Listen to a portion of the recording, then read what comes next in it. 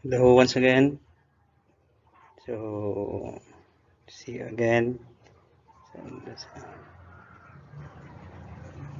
So I hope you're fine and always in good health.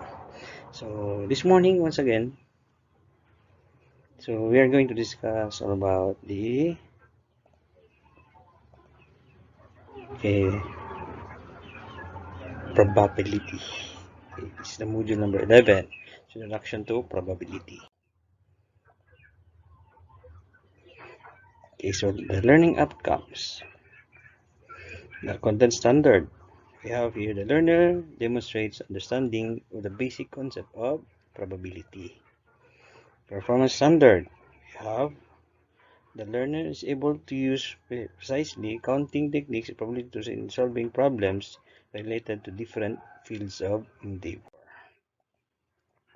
Learning competencies. Define experiment, outcome, sample space, and event. Number 2. Explain and interpret the probability of an event. Differentiate an experimental probability from a theoretical probability. Count the number of occurrences of an outcome in an experiment and organize them using a table, tree diagram, systematic listing, and fundamental counting principle. The last one is solve simple problems involving probability. So that is our learning competencies for this day. So we have here, okay, connect each illustration below with your day-to-day activities. Fill in the blank with the correct answer. To select the word impossible, unlikely, even chance, likely, certain, 1 in 6 chance, and 4 in 5 chance. Okay, number 1. To God, nothing is.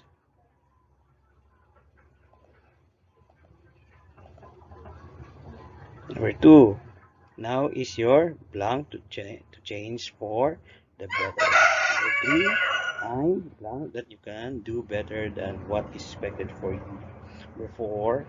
Given a chance to win in a math contest, I prefer. And the last one, you and I have blank chance to succeed. Okay, the answer is for number 1. To God, nothing is impossible. Number 2. Now is your chance to change for the better. Okay, I'm certain that you can do better than what is expected for you. Number 4. Okay, that is, I prefer the 4 in 5 chance. Number 5. You and I have even chance to proceed in life. Okay, we have here another activity. Budget matters. You see the t-shirts, pantalons, and shorts. I mean the t-shirts. Okay, how many shirts are there? How many pairs of short pants are there? How many pairs of long pants are there? If you will attend a birthday party, how many choices are possible? If you're going to attend a mass with your family, how many possible pairs or could you choose from, or how did you arrive at your answer? Okay, so we have here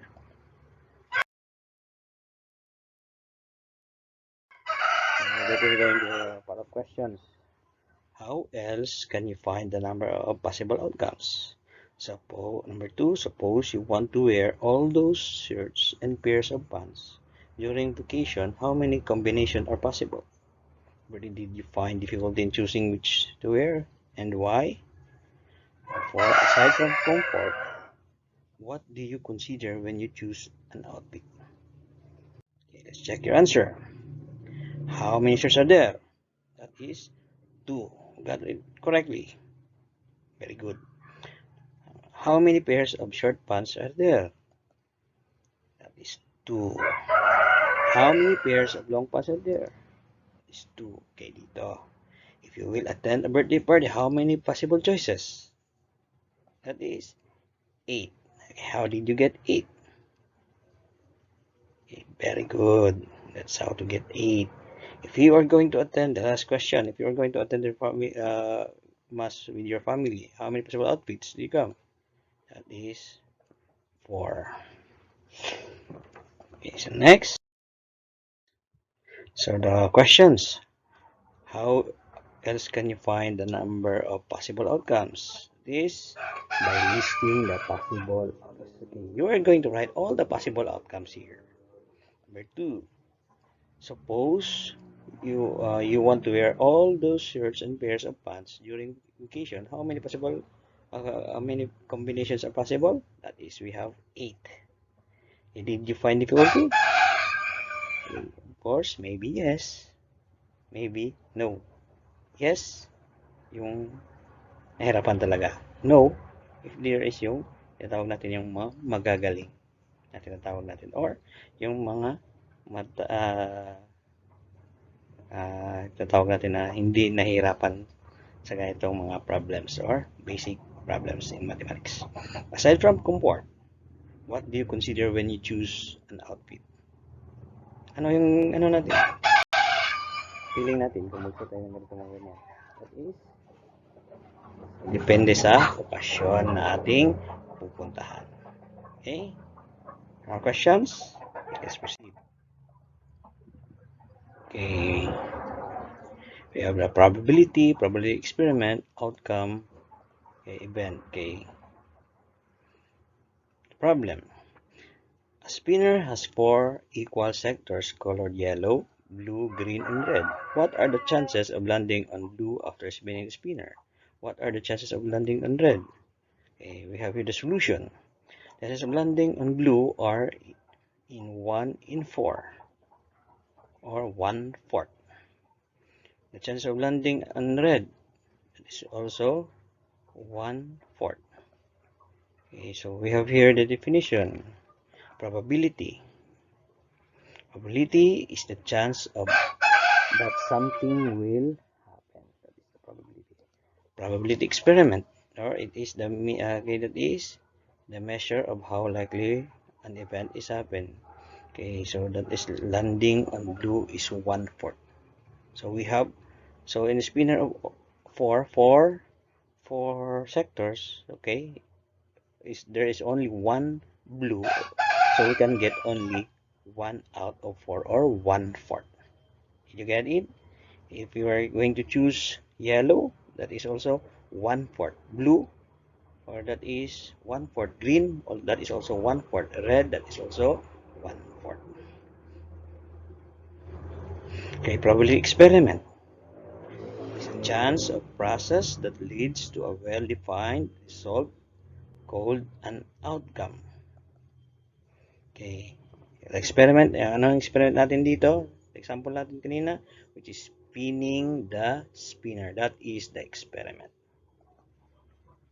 Okay, ang outcome is the result of the single trial of an experiment. So, example natin dito, landing on yellow, landing on blue, landing on green, or landing on red. Okay, event is any set of one or more outcome of an experiment. So, ano yung event natin dito sa example natin? So, that is landing on blue. That is an event. So, did you get now the probability, the experiment, outcome, and event? If there's no question, okay, let's proceed. Okay, sample space. It was sample point. So, we have here sample space, which is the set of all possible outcomes of sample point. Okay, example natin.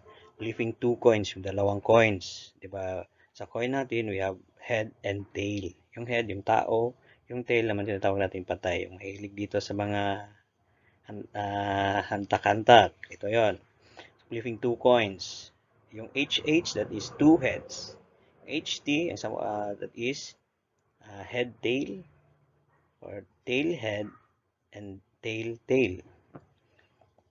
Okay, so dito sa ruling a die, ilan yung lahat ng face ng die natin? We have 6, 1, 2, 3, 4, 5, 6. Yung mahilig sa lunggong yan sa peryahan. rolling a die and a coin. Sabay-sabay, simultaneous. Okay, we have H1, H2, H3, H4, H5, H6.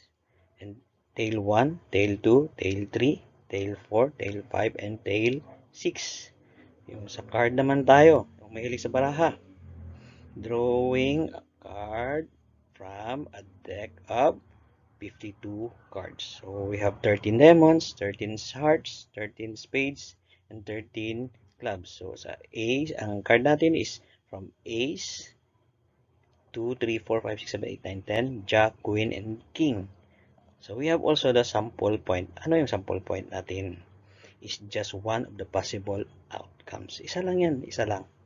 So example natin dito, pili sa apat, isa lang talaga lalabas. It's head, or maybe HT, or TH, or TT. You get it? Sa ruling aday, ano man kaya possible natin? So we have 5. Isa lang talaga lalabas sa sample point. Sa ruling aday, ruling a coin and a die simultaneously, sabay-sabay. So isa possible natin, so isa lang talaga. So 2, 4, 6, 8. So sa 12 possible na outcome, so, isa lang talaga lalabas yan. So, sa card naman, that is Queen of Hearts. So, 52, isa lang talaga ang lalabas. So, mag-roll naman tayo, iba na naman. Okay? You get it? So, let's proceed. So, you and I are meant to be. Ano yung 5 out of 6? Anong tawag natin dito? That is probability. Okay? Number 2. Tail. That is sample point. 50%. Ano yan? That is probability pa rin. Number 4. Right or wrong. That is, ano yan? That is sample space. Number 5. King of spades. That is sample point. I hope clear na tayo. This one. Ruling an odd number. That is sample point. Number 7. Flipping a 10 peso coin 5 times. That is an experiment. Okay, number 8. Getting ahead in a single toss of a coin. That is event. Okay, clear na? Okay, some more. We have the chance that something will happen. That is probability. Number 10. The result of a single trial of an experiment. That is outcome. Okay, number 11. Tossing a coin and rolling a dice simultaneously. That is also an experiment. Okay, set of all possible outcomes of an experiment. That is sample space. Okay, guessing the number of marbles in a container. That is experiment. Number 14. Choosing an ace from a deck of standard cards. That is event. Number 15. A chance process which leads to a well-defined result. That is event. Okay.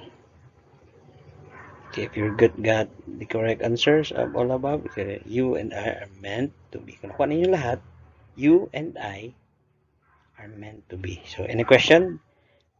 Is it clear? The probability, sample point, sample space, experiment, outcome, event.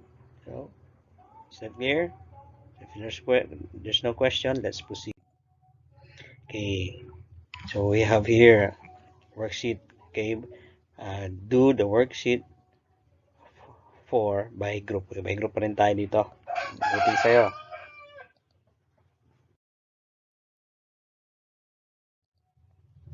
Okay, so question. What are those outcomes? How do we call those outcomes? Ruling 2 dice, how many outcomes are possible? How did you find the answer?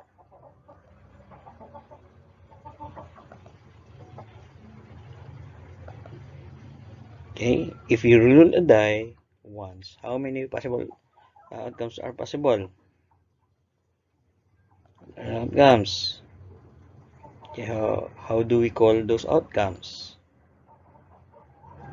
Rolling two dice simultaneously, how many outcomes are possible? And the last one is, how did you find the answer?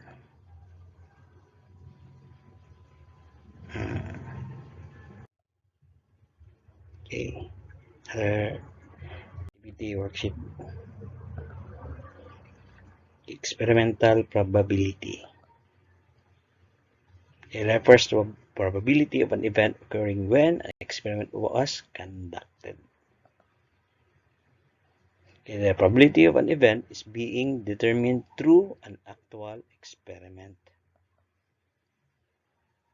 Theoretical probability, that is determined by noting all the possible outcomes theoretically and determine likely the given outcome is. Okay, number of occurrences of an outcome. Using a table, using a tree diagram, and using a systematic listing. Okay, that are the number of occurrences of an outcome. And fundamental counting principle. Okay, thank you. I hope you learn and understand what is the probability, event, outcome, sample space, sample event. Okay, so I hope it is very clear. And if you have questions, you can call me with my number, or you can text me through Facebook and through my email ad. Thank you very much. God bless us all. See you next time. Thank you, thank you, thank you.